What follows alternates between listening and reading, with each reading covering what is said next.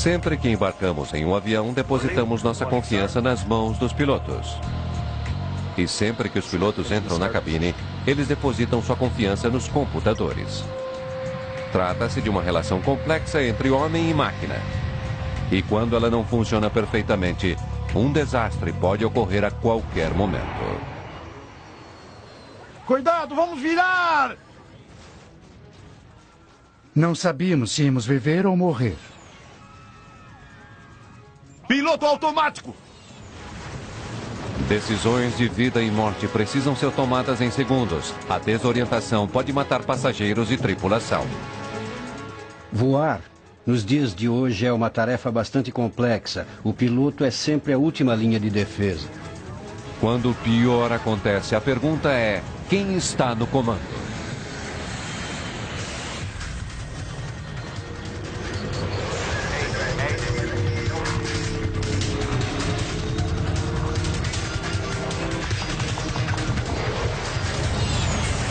Mayday, desastres aéreos.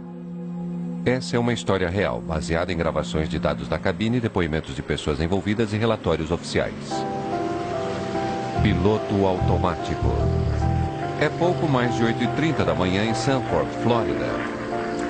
Esses aspirantes a piloto caminham para a aula externa no aeroporto. O tópico de hoje, conhecer um Cirrus SR-20. Esse é um dos modelos mais novos. Vemos isso só de olhar para ele, devido às luzes nas pontas das asas, chamadas luzes de reconhecimento. Todos os anos, dezenas de alunos se matriculam na Delta Connection Academy, esperando ao final do curso tornarem-se pilotos de grandes empresas aéreas. A vida deles e um dia a vida dos passageiros que levarem dependem do profundo conhecimento que eles tiverem do avião que pilotarem. Aqui deste lado é possível ver o governador da hélice.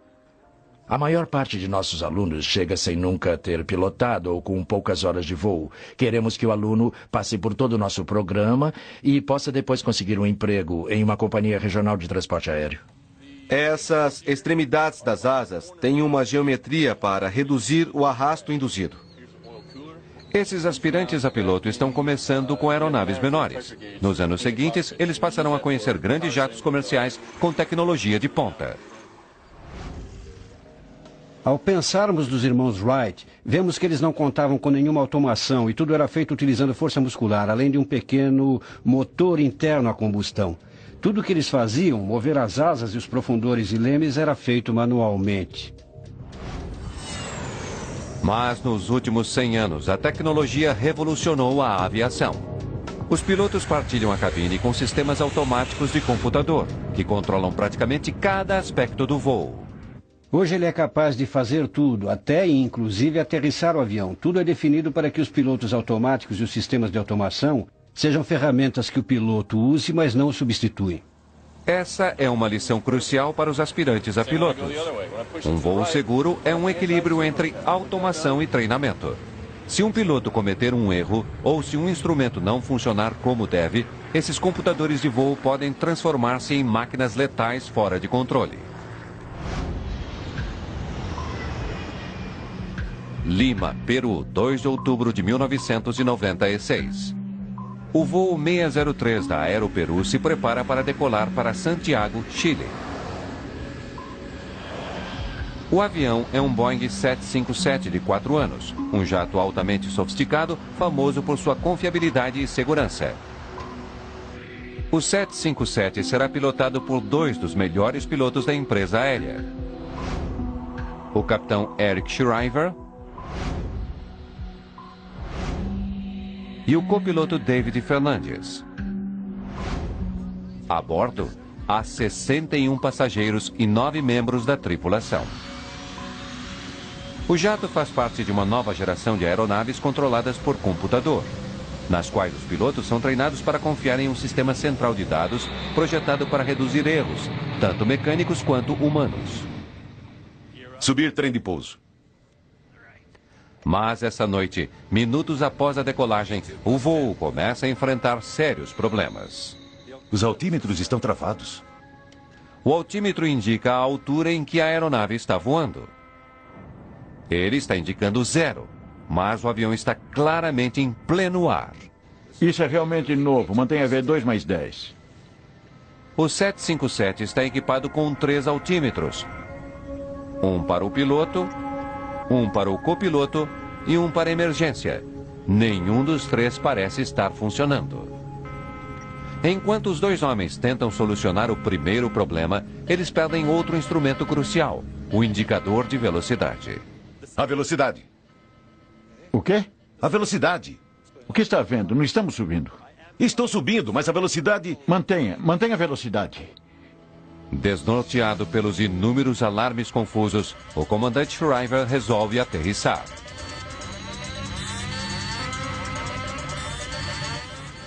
Torre de Lima, Aeroperu 603. Situação de emergência. Aeroperu 603 Lima. Estamos declarando uma emergência. Estamos sem instrumentos básicos, sem altímetro, sem indicador de velocidade. Estamos declarando emergência. Para tornar as coisas ainda piores, Shriver e Fernandes estão voando à noite, sobre a água sem pontos de referência visual. Sem poder confiar em seus instrumentos, os pilotos estão voando às cegas. Era possível controlar o avião, mas primeiro tínhamos que verificar o que havia de errado. É muito fácil, depois que a coisa acontece sentado aqui em uma poltrona em um belo dia ensolarado, dizer: isso é o que devia ter sido feito. Mas na noite escura e fria, com sirenes e alarmes disparando, é muito difícil analisar as informações conflitantes que você está recebendo. Sem poder contar com seus instrumentos, os pilotos precisam depender de informações do pessoal de terra. Pode nos dar a velocidade, por favor, se nos tiver no radar? Sim, afirmativo. 10 segundos atrás, vocês pareciam estar subindo a nível 6.000 pés, 22 milhas sul, no rumo 195. Entendido. Estamos indo para o rumo 190 e estamos a 7.000 pés no altímetro. Sim, afirmativo. Vocês estão chegando. Ainda enquanto tentam voltar para o aeroporto, as panes na cabine aumentam. Os sistemas alertam que eles estão acima da velocidade. Velocidade em excesso. Eles estão voando rápido demais. Acione os freios de velocidade. Agora, soa o aviso de stall.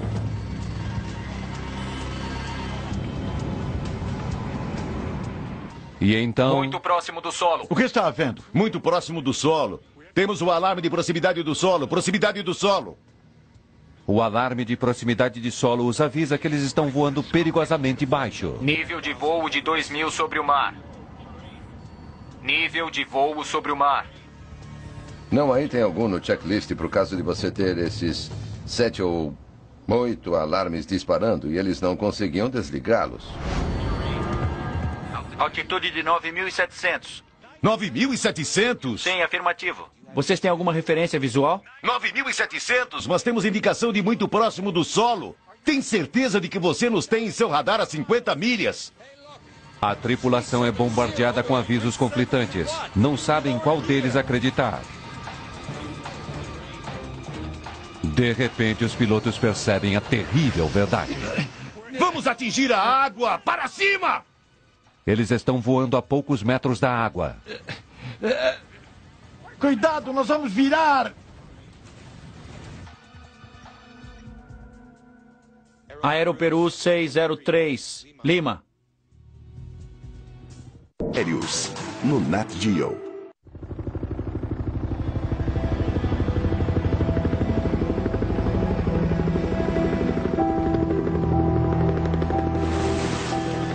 Não há sobreviventes do voo 603. Tudo devido a algum problema que descontrolou os computadores de bordo.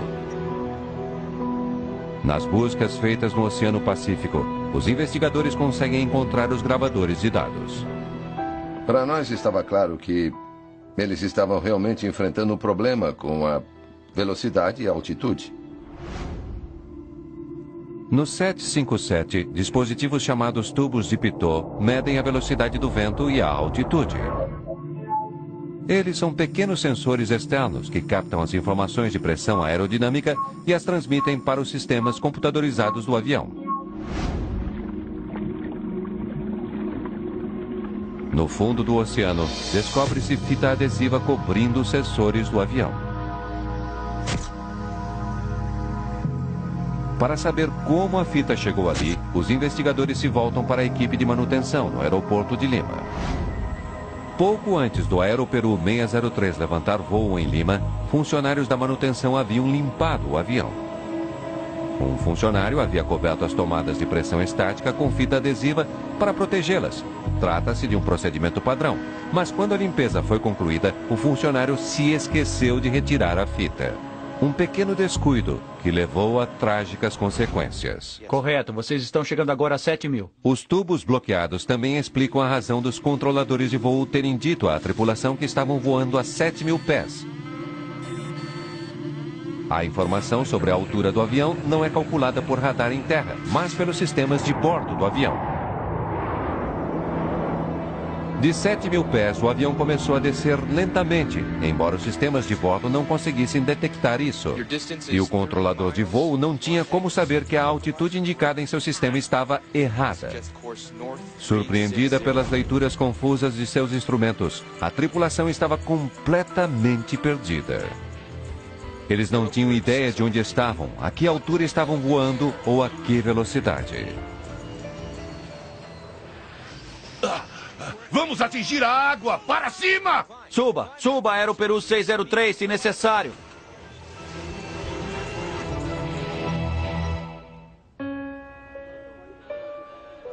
O voo da Aeroperu foi uma lição mortal sobre como os pilotos se tornaram dependentes de seus sistemas automáticos de voo e como podem ficar impotentes quando esses sistemas não funcionam.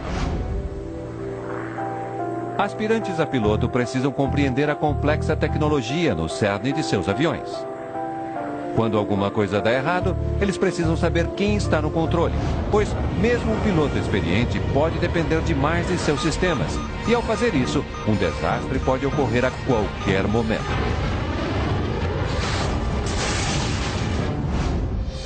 Na escola de voo Delta Connection, em Sanford, Flórida, os alunos enfrentam o pior na segurança de um simulador. Nenhum aluno pode se formar a não ser que consiga lidar com problemas que eles talvez nunca venham a enfrentar no mundo real. No meu curso, nós trabalhamos com uma tripulação e eles têm 26 horas de treinamento no simulador, 13 horas em cada poltrona, na do piloto e na do copiloto. A simulação consegue apresentar problemas que são difíceis de serem apresentados no ar. E como se trata de simulação, podemos repeti-la. Então, se um dia você tiver de enfrentar essa emergência, isso se torna quase uma questão rotineira.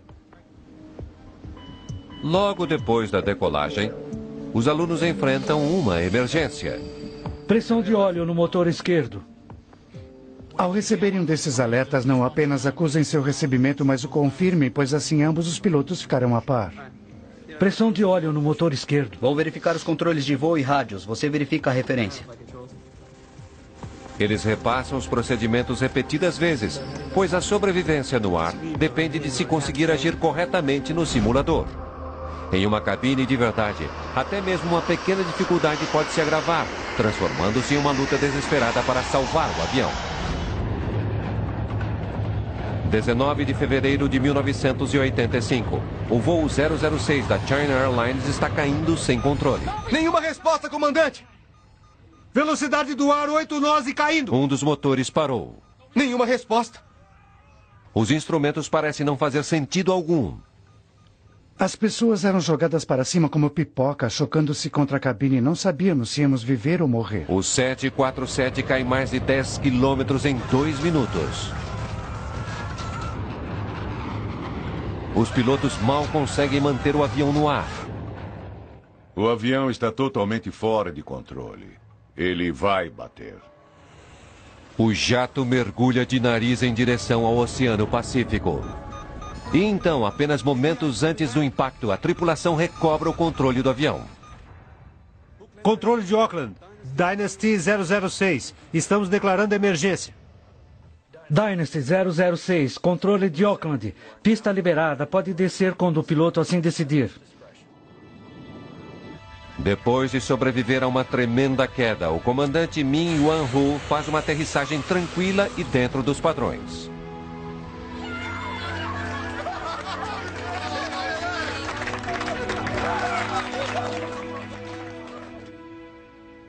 Acho que ele foi um herói. Ele salvou nossas vidas. Achamos que ele foi um herói e deu tudo certo. 24 passageiros sofrem ferimentos leves e um membro da tripulação é hospitalizado e logo liberado. Mas o 747 parece ter atravessado uma zona de guerra. Partes de todo o revestimento do estabilizador horizontal foram arrancadas como se um tornado as tivesse atingido ou um guindaste as tivesse despedaçado. Os investigadores logo percebem que os danos ao avião não foram a causa do problema, mas na verdade ocorreram durante o violento mergulho da aeronave.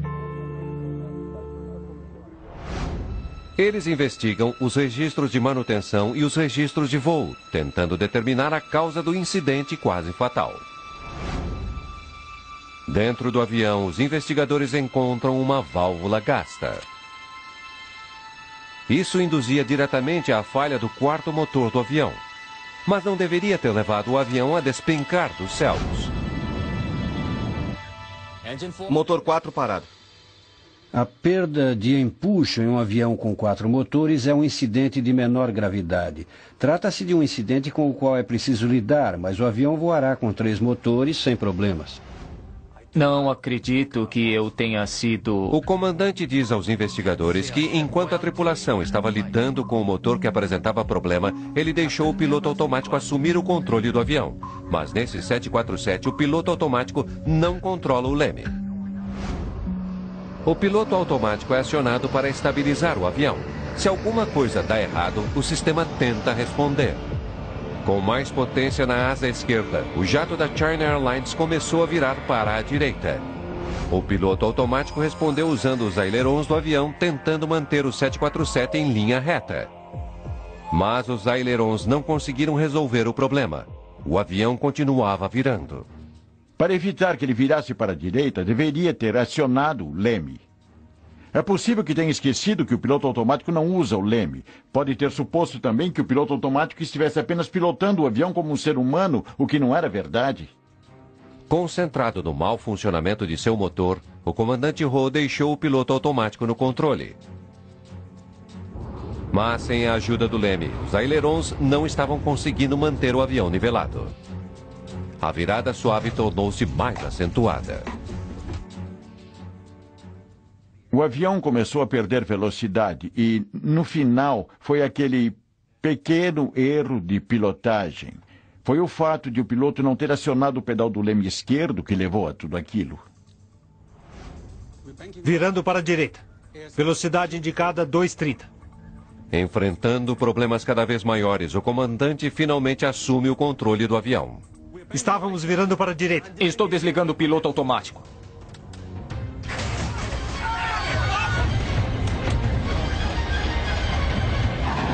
Quando o piloto automático é desligado, a situação fica ainda pior. Sem os ailerons para controlar a inclinação do jato, o avião vira. Ele mergulha nas nuvens espessas e o comandante não consegue se situar em relação ao que está havendo com a aeronave. A tripulação não tem um ponto de referência visual. Eles não fazem ideia se estão subindo. Eles dependem totalmente de seus indicadores de altitude, mas não acham que eles estejam funcionando corretamente. Perdi o indicador de altitude. Horizontes não estão funcionando. Status controlado. Mas os instrumentos estavam funcionando perfeitamente e diziam à tripulação algo inacreditável. Eles estavam caindo em direção ao Oceano Pacífico. Eles não conseguiam acreditar no que estavam vendo e acharam que tivessem perdido seus instrumentos de altitude, mas eles não tinham perdido. Na verdade, o avião estava entrando em uma manobra acrobática. Era possível ver os comissários e todos aqueles que estavam sem os cintos de segurança voando pela cabine.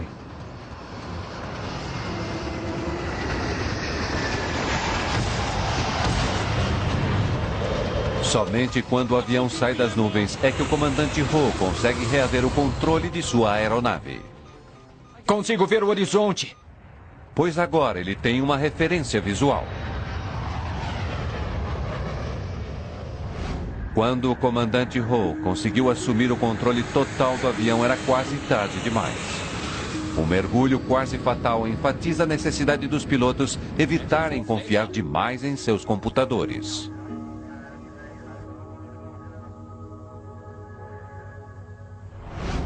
O que a automação fez, de uma certa forma, foi tirar dos pilotos o controle direto e colocá-los em uma posição na qual eles monitoram o que a automação está fazendo com a máquina. Você apenas fica ali sentado de braços cruzados por horas e horas e horas e acaba, compreensivelmente, deixando as pessoas atordoadas.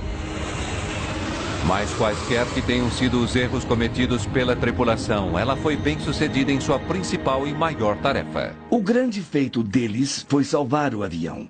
E, em princípio, isso é tudo o que você precisa fazer. Você precisa salvar o avião e os passageiros. E foi isso que eles fizeram. Aspirantes a piloto praticam situações de emergência repetidas vezes, para se certificarem de que, em caso de desastre, eles saibam agir corretamente. A automação é um auxílio enorme em voos de grande distância, mas se uma tripulação não compreender completamente como seu avião funciona, ela pode rapidamente se ver em situação da qual não conseguirá escapar. Piloto automático ligado. Piloto automático ligado. 10 anos depois do acidente da China Airlines, outra tripulação é desnorteada por um piloto automático ainda mais complicado e não consegue assumir o controle até que seja tarde demais.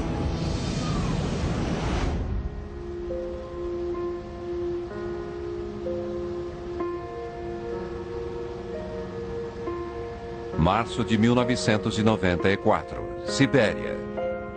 Equipes de busca vasculham os destroços do voo 593 da Russian International Airlines. Todas as 75 pessoas a bordo estão mortas. O avião era um dos mais novos da frota, um Airbus A310 de construção europeia. Ao escutar a gravação da cabine, os investigadores ficam chocados com o que ouvem. Estou virando para a esquerda, estou virando para a esquerda! Para a esquerda! Vozes de crianças na cabine. Eles ficam assombrados ao perceberem que essas crianças haviam operado os controles de voo. As crianças eram o filho e a filha do piloto em comando, o comandante Yaroslav Kudrinsky. Os investigadores começam a juntar as partes de uma história quase inacreditável. Na noite de 22 de março de 1994, o voo 593 começa sua viagem de 10 horas para Hong Kong. Depois de várias horas, a aeronave está em voo de cruzeiro com o piloto automático. A bordo estão duas crianças fazendo seu primeiro voo internacional, Yana e Eldar Kudrinsky. Um amigo da família e colega piloto traz as crianças para verem o pai. Oi, papai. Esse é o copiloto, Igor Piskarev. É o início de uma cadeia de acontecimentos fatais. O que acha do nosso novo avião? É muito legal. É incrível. O voo 593 está agora a mais de 2.000 milhas a leste de Moscou, quase no centro da Sibéria. Seguro de que o piloto automático esteja controlando o avião, o comandante Kudrinsky permite que seus filhos se sentem na poltrona do piloto e segurem os controles. Ao contrário do voo 747 da China Airlines, o piloto automático mais sofisticado desse jato consegue controlar todas as partes do avião, incluindo o leme. Na verdade, a leve pressão de Eldar sobre os controles desliga a parte do piloto automático. Eldar está agora controlando manualmente os ailerons do jato. Sem que seja perceptível no início, o avião começa a se inclinar. Ninguém na cabine reage à gradual alteração de direção. E o próprio projeto do avião oculta o fato do avião estar à beira de um desastre. Claro, eu fiz. Uma outra peculiaridade do avião é que ele não possui alarme indicando o desligamento do piloto automático no painel de alarmes. Enquanto nossos aviões russos disparam um alarme em uma situação dessas. Eles vêm de outro planeta. Aéreos, no Nat Geo. O piloto automático continua controlando as outras funções do avião. Apenas os ailerons estão nas mãos de Eldar. Mas isso é o suficiente para afetar o voo. Momentos depois, o Airbus se inclina a 45 graus.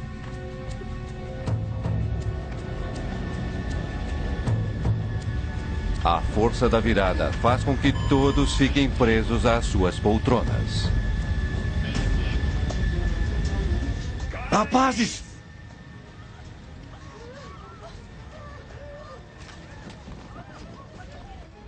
O aumento da força da gravidade dificulta o acesso aos controles. Certo. Segure o manche. Eldar é o único com as duas mãos nos controles. Vire! A velocidade da virada o está prendendo à poltrona. Para o outro lado! Vire para a esquerda! Mas como é que se faz isso? Tá bom, saia daí! Mas Eldar não consegue sair.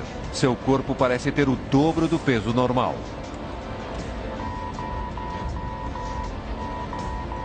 De repente soa um alarme. O piloto automático está se desligando. Quando o jato alcança uma posição tão extrema, o piloto automático é projetado para desligar completamente. Trata-se de um recurso de segurança que coloca o piloto de volta ao controle total da aeronave. Mas, nesse caso, é um adolescente que está na poltrona do piloto. O avião começa a mergulhar em direção ao solo. Para a esquerda, o solo está logo ali! O avião mergulha a uma velocidade incrível, mais de 200 metros por segundo. Para os passageiros, isso é equivalente a um elevador que de repente despenca. Sai daí! O comandante Kudrinski luta e volta à poltrona do piloto, mas é tarde demais para salvar o voo 593.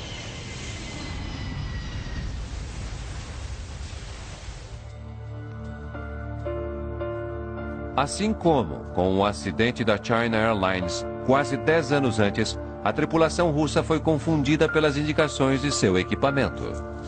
Mas nesse caso, eles não conseguiram recuperar o controle do avião até que fosse tarde demais. O acidente não começou com um problema mecânico, mas com uma simples decisão tomada por um piloto bastante experiente. Eu nunca ouvi nada assim antes ou depois disso.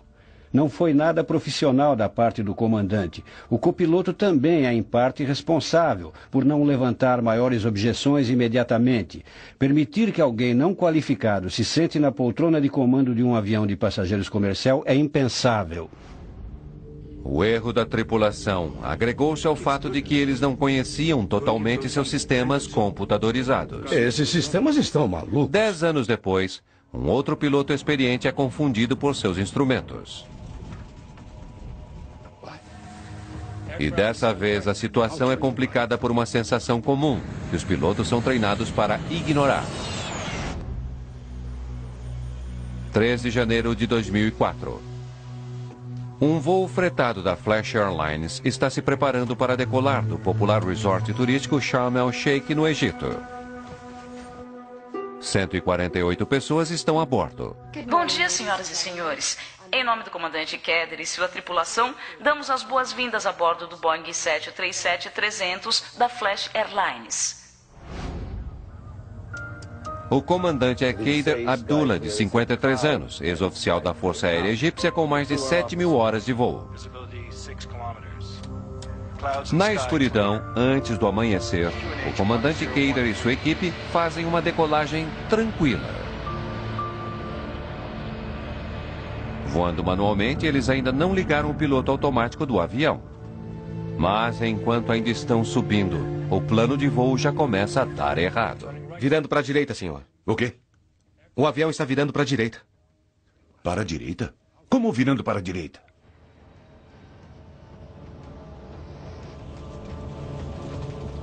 Inclinando. Piloto automático. Piloto automático no comando. Piloto automático! Piloto automático! Sem piloto automático, comandante.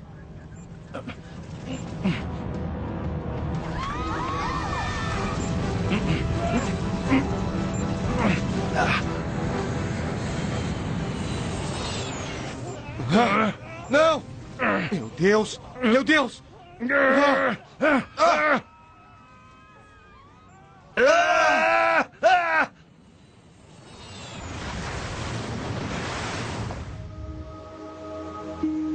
De manhã, os investigadores descobrem que não há sobreviventes do terrível acidente.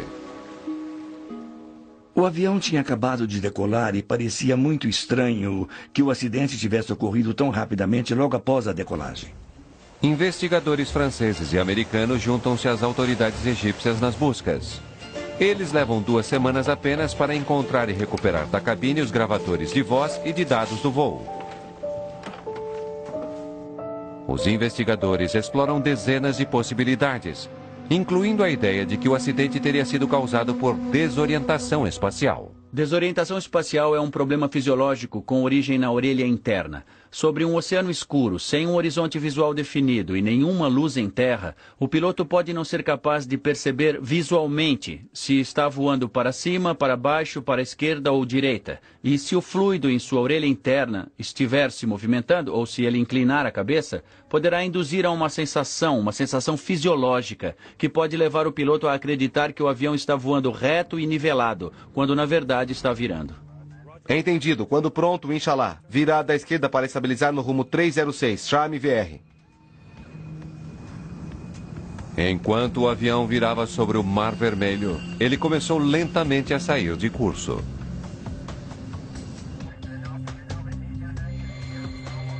Mas o piloto não diz nada. Ele parece não se dar conta das alterações em seu plano de voo. Na verdade, é uma situação de trabalho intenso e, quando não há referências visuais do lado de fora, por se tratar de uma noite sem lua, em que você está sobrevoando um território sem características definidas, sem luz, você realmente, como piloto profissional, deve estar totalmente ciente do fato de que essa é uma situação em que você poderia se sentir desorientado. Não se sabe exatamente o que o comandante notou. O que se sabe é que a aeronave se inclinou lentamente para a direita. Virando para a direita, senhor. O quê? O avião está virando para a direita. Como virando para a direita? Numa situação como essa, você está não só tentando pilotar o avião e compreender contextualmente o que está havendo, mas está imerso em uma ginástica mental, pois seu pensamento se concentra numa direção e, ao mesmo tempo, você tem o copiloto dizendo uma coisa completamente diferente. Os investigadores descobrem que, mesmo com toda a informação conflitante que estava recebendo, o comandante Kader quase recuperou o controle de seu avião.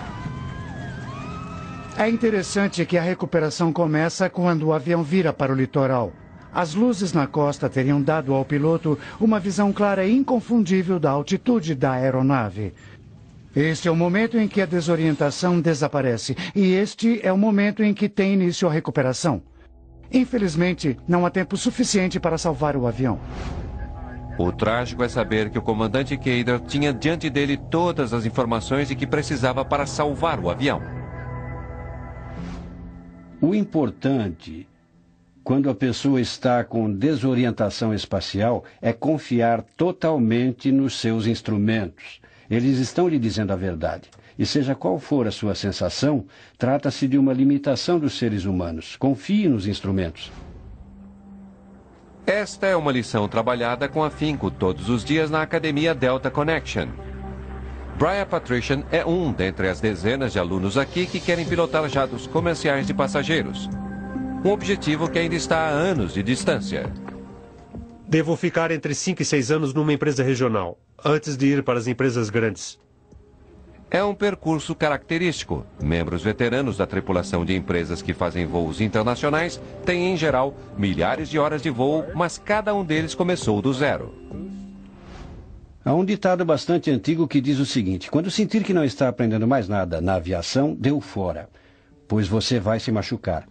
O treinamento é constante. Treinamento periódico é uma parte integral de um voo seguro. A razão de termos hoje o nível de segurança que temos deve-se em grande parte à adequação e abrangência do treinamento.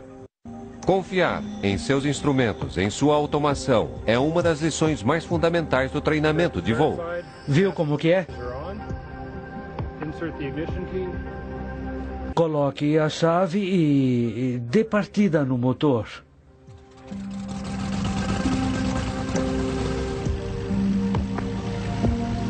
Cada voo seguro, desde voos em aviões pequenos até jatos enormes, depende do trabalho conjunto de piloto e avião. Mas ainda que a tecnologia de um jato esteja com problemas, aviões modernos são tão bem construídos que os pilotos ainda conseguem aterrissá-los com segurança. 24 de agosto de 2001. O voo 236 da Air Transat está levando 306 passageiros e tripulação. Com destino a Portugal, o Airbus enfrenta sérios problemas ao sobrevoar o Oceano Atlântico. Era possível ouvir um alfinete cair no chão. O exterior, não havia qualquer som naquele avião, na cabine, nada. A razão de tanto silêncio era porque ele estava sem combustível. Um jato de última geração se transformara num pesado planador. Lista de funções que perdemos. Não temos mais o estabilizador, estamos sem 2 sistemas hidráulicos, amarelo e azul, sem ADR 2 e 3. A tripulação não pode contar com a tecnologia que normalmente mantém os aviões voando. O jato está a 10 km de altitude sem os instrumentos mais essenciais. O comandante Robert Pichet e o copiloto Dirk de Jager precisam encontrar um meio de aterrissá-lo com segurança. Durante as primeiras 4 horas de sua viagem do Canadá até Portugal, o voo é normal. Estamos chegando ao nosso próximo ponto de referência. A cada 30 minutos, sobrevoando o Atlântico, a tripulação havia verificado sua posição e consumo de combustível em relação ao seu plano de voo. 11,2 toneladas à esquerda. Apesar dos sistemas computadorizados, alguns procedimentos, como a verificação de combustível a bordo, são feitos pelo piloto. Combustível ok. Nível normal para a distância percorrida. Tudo bem.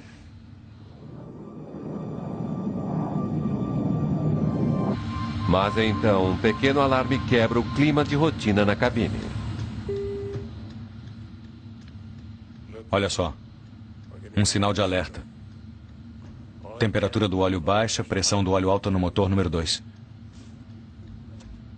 O computador mostra que a temperatura do óleo está baixa no motor número 2. Mas mostra também que a pressão do óleo está alta. Uma indicação de temperatura baixa de óleo normalmente indica uma leitura errada, um sensor com problema. Em geral, as temperaturas não diminuem, elas aumentam. Uma temperatura baixa de óleo não inspiraria preocupação. A pressão de óleo alta é uma indicação bastante estranha. É algo bastante raro. Na verdade, eu nunca ouvi sobre isso. As leituras de óleo são tão incomuns que os pilotos acreditam que elas possam indicar um erro do computador. Mas o comandante e o copiloto continuam monitorando os níveis de óleo. 30 minutos depois do primeiro alarme, soa um outro alarme no Airbus. Alarme de desbalanceamento de combustível. Nunca vi isso antes. Siga o procedimento do checklist. Vou contatar o controle de tráfego aéreo. No Airbus 330, a maior parte do combustível fica em tanques grandes nas asas. O computador detectou que o nível de combustível no tanque da direita estava significativamente mais baixo do que o nível do da esquerda. O manual de voo recomenda a transferência de combustível através de uma válvula especial de alimentação cruzada. O combustível irá então passar de um tanque para o outro. Ao iniciar o procedimento de alimentação cruzada para corrigir o desequilíbrio de combustível, a ação de restauração deve começar muito rapidamente. Em outras palavras, a situação não deve continuar a piorar. Ainda que a tripulação esteja seguindo o procedimento adequado, a situação realmente piora. O combustível não está aumentando nos tanques da asa direita. Como é que está a quantidade? Está muito baixa, espere. Há muito menos combustível do que deveríamos ter. Parece que há um vazamento. Verifique outra vez. Os sistemas monitoram centenas e centenas de sensores e, quer dizer, eles podem ser afetados por coisas comuns, como, por exemplo, um pouco de geada ou gelo em um sensor pode levá-lo a apresentar dados incorretos. Mas, na verdade, a leitura é precisa. Há um sério vazamento em um dos motores e Pichet transferiu um combustível valioso para o tanque com vazamento. O fato é confirmado quando o copiloto de Jager faz nova verificação de combustível. Segundo todos os calibradores, todos os tanques na asa direita estão muito abaixo do nível em que deveriam estar de acordo com o plano de voo. Não há praticamente nada nos outros. E o tanque longitudinal? Também não há nada nele. A cada minuto que passa, o vazamento drena o combustível dos tanques até que, finalmente, o jato está voando com os tanques vazios. Estamos perdendo o motor número 2. Eu não acredito. Muito bem, máxima potência no número 1. O que está acontecendo? Transfira combustível do tanque central e do tanque longitudinal. Transferindo. Quantidade de combustível chegando a 0. Não é possível.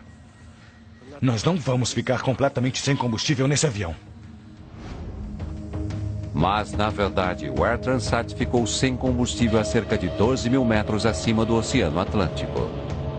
Sem combustível, não há como controlar o avião. Mas o jato ainda tem um último trunfo, uma última fonte de potência. A tripulação ativa um sistema de apoio raramente usado. Chama-se radioturbina acionada a ar.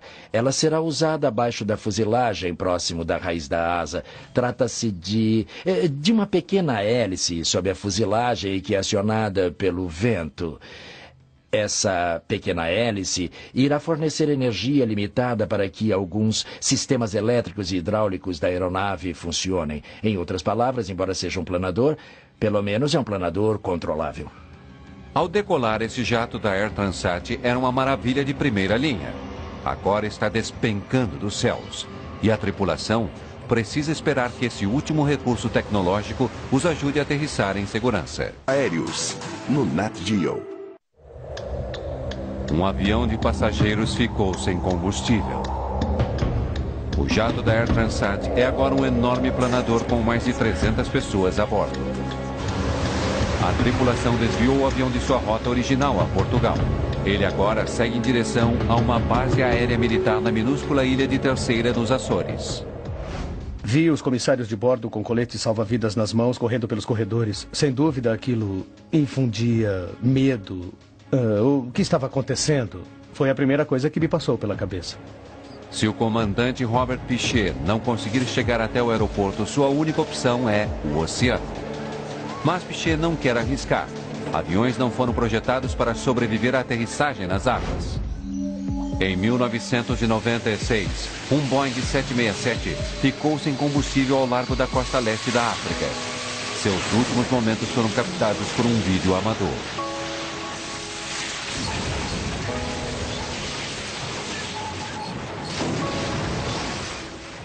Das 175 pessoas a bordo do jato da Ethiopian Airways, somente 50 sobreviveram. Sem controles vitais, o comandante Piché e o copiloto De Jager precisam mais do que nunca confiar um no outro. É difícil aceitar que um avião comercial vá ficar sem combustível. Com todos os dispositivos de controle, segurança e equipamentos, aquela tripulação enfrentou isso unida. Slats acionados e travados. O próprio projeto do avião evita que ele caia como uma pedra. Mesmo sem os motores, o deslocamento do avião lhe dá alguma sustentação. Ele está caindo rapidamente, mas ainda está voando. Pode me dar a velocidade de aterrissagem, por favor? Sem motores, sem flaps, velocidade ideal de aproximação é de 170 nós. É rápido demais. É. Mas a pista é bem longa. Mas ao final da pista há um penhasco bastante acentuado. Usando a potência disponível da turbina auxiliar, o comandante Piché força o avião a virar bruscamente, tentando fazê-lo perder um pouco de velocidade.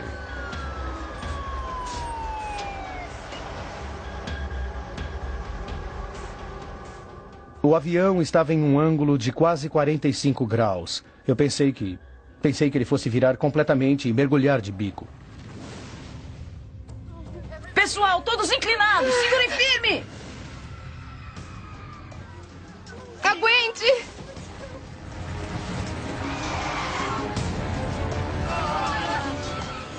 Pneus estourando!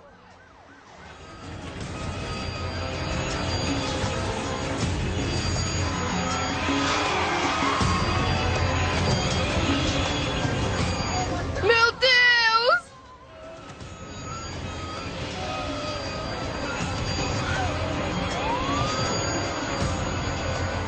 Depois de estourar 8 pneus, o avião finalmente para no meio da pista. Todos a bordo sobrevivem.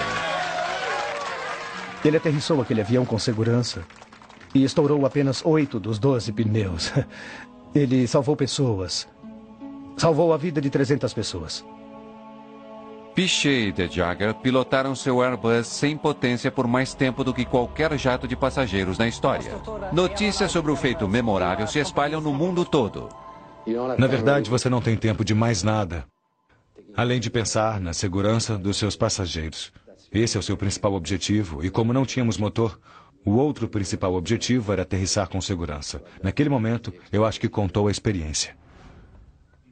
Investigadores descobrem que o vazamento a bordo do jato havia começado quando o motor direito foi substituído 5 dias antes do acidente.